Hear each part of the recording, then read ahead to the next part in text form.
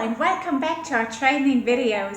We hope that you had an opportunity to watch our previous training videos and that you've been able to put the suggestions into practice. The decision was made to make another video focusing on try classes and giving you some tips to increase your chances to get the students to book your classes. We also included in this video a few additional answers to questions we have heard from teachers that we believe all the teachers would benefit from as well. So enjoy! In our school, on average, about 60% of try classes sign up for classes. And hopefully, with the following suggestions, this number will increase even further. Don't forget that your main objective in the try classes is to get your students to sign up and come back. Also remember, first impressions are vital. Be punctual and come across like a professional teacher. Think about your background, about lights, headphones, the internet, etc. But now let's get into details. We will break it up into 4 important sections.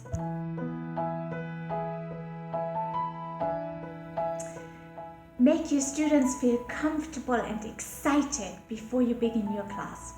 Be sure to break the ice and do that by whatever ways work. It's probably best to do that face to face for a few minutes rather than showing them the lesson plan straight away. For young ones, bring out your toy animals.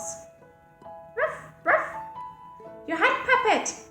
Hello, I'm Max. What's your name?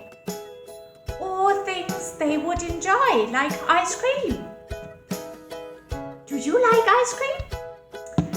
For older children, try to figure out what they like, be it sports, animals, whatever it may be, and talk about it for a few minutes.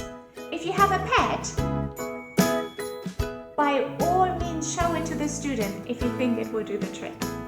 If you happen to have an older teenager or even a young adult, talk about what they are planning to do for work, if they have seen other countries, what their dreams and wishes are, etc., etc. So once you set the tone for your class, we can come to point number 2.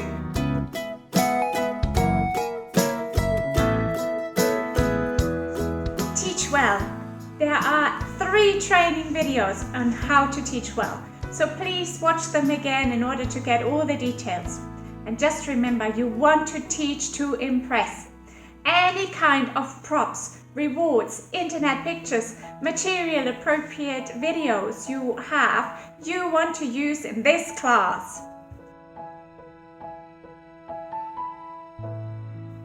The last impression you leave is what will stay on the student's mind. Ask your student if they had fun, if they have learned something, and then emphasize how much you enjoyed the class with this student and how wonderful it was to have met him. Finally, make sure to let him know that you really hope to see him again in your class and make your final words count.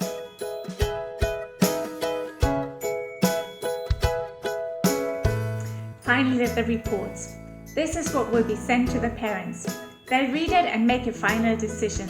So this is your final opportunity to convince the parents to book classes with you. Here is an actual example. First, talk about how well the student did. Which parent doesn't like to hear about how great their child is? Then talk about how professional and experienced both the school and you as a teacher are. Also highlight exactly what the student will learn. Remember, the parents are about to spend a lot of money booking long-term classes. They need to feel confident it's money well spent. And lastly, again, make a point of wanting to teach the student.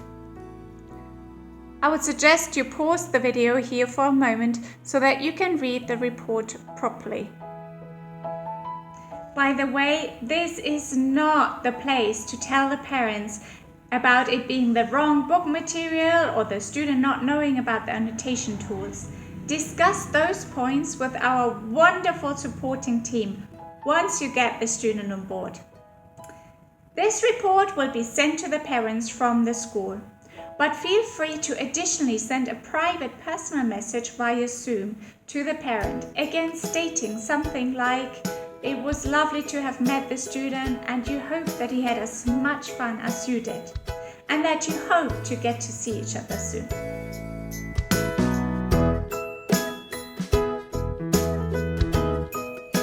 The easiest is to find the video on YouTube, then share your screen. Don't forget to tick this box whenever you share a video so that your student can hear. And here's a little trick to download videos from YouTube ahead of time. Find your song of choice, play it, go onto the search box and type SS before the word YouTube. Click enter and it will redirect you to another page.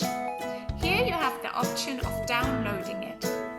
Download it and you got it on your laptop.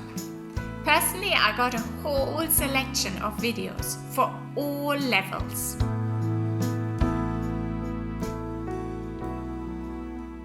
Just because the student is older doesn't mean that their class should be boring.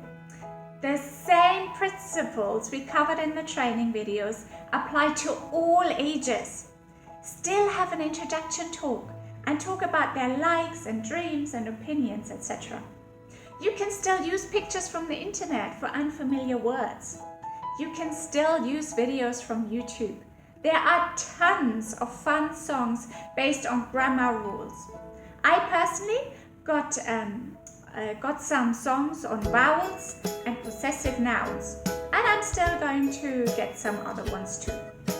Still play some games, but obviously use a more dignified tone of voice.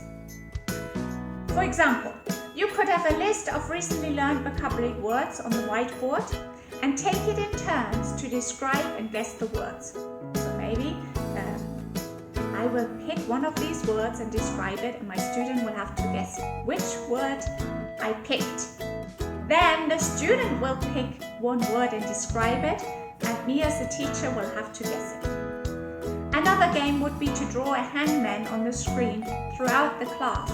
Every time your advanced student makes a specific mistake, this could be an incorrect sentence structure, wrong tense, mispronunciation during reading, etc., etc., etc. Just be imaginative. Think of different kind of games and make sure that your class is fun and enjoyable. English is fun and we want our students to enjoy learning.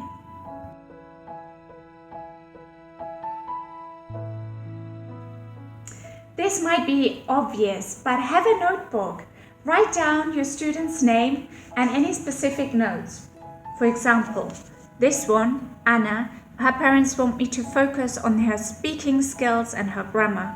I also write down what book she is in and the book we've already finished. Then I write down the date, what lesson we are on, what page that is, and what I've given her on homework. They are just very brief, quick notes, so I know exactly where we are in the next lesson and what homework I have given her. I have one page for each student. Make sure you're organized and you know very well what and where your student is at.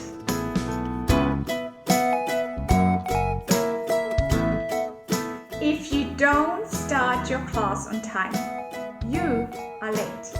And your class will most probably be short as well. If your class starts at 8 o'clock, make sure your class starts at 8 o'clock and you call your student directly at 8 o'clock, punctual. If he is late, that's up to him, but make sure it's not you that is late.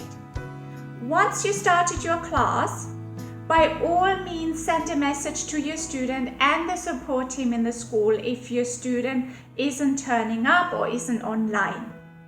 If you wish, you can turn off your camera while you're sending the messages and while you're waiting, but do not leave the classroom until you get some feedback from the support team. My husband and I love traveling, and we are visiting friends and family in other cities all the time. When I mean all the time, we are at someone else's house at least once a month, sometimes even every week. Having said that, I think the most I have ever cancelled has been 3 classes for the same student in 1 year. This is the amazing thing about our job. You can work and be on holiday and get paid at the same time. Wonderful. Here are my traveling tips. Obviously, have a good laptop bag. I put my laptop in there, my headphones, charging cable, and a few other things that I'm about to show you. If the place you are staying at has a good internet connection, great. Otherwise, I personally have a tiny little modem which works a bit like a Wi-Fi. But you could also just use your phone and pass on internet. Most phones have that function. I'm sure there are many other ways as well. Additionally, I take an old shawl with me. I clip that up at the back somewhere because usually I often end up in someone's bedroom or closet teaching and the background would look terrible. So I cover that up with my shawl, click it up, I stick a couple of animals there on my side,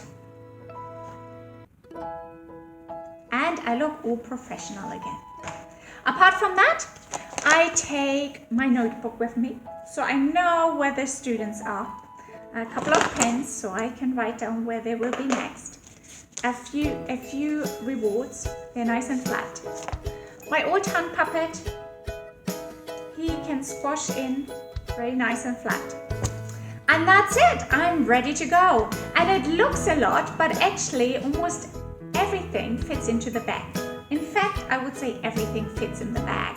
So enjoy as many holidays as you wish. Just try not to cancel your classes.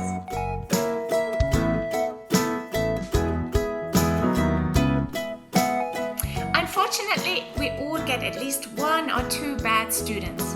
And it doesn't matter what we do or say, we are just not getting through to them. We all have them. Just keep going and do your best. But here's how you can stop them from annotating. Press here and you see the option. Click and at least he can't annotate on your screen anymore. This is it. All the best until a future video. Happy teaching!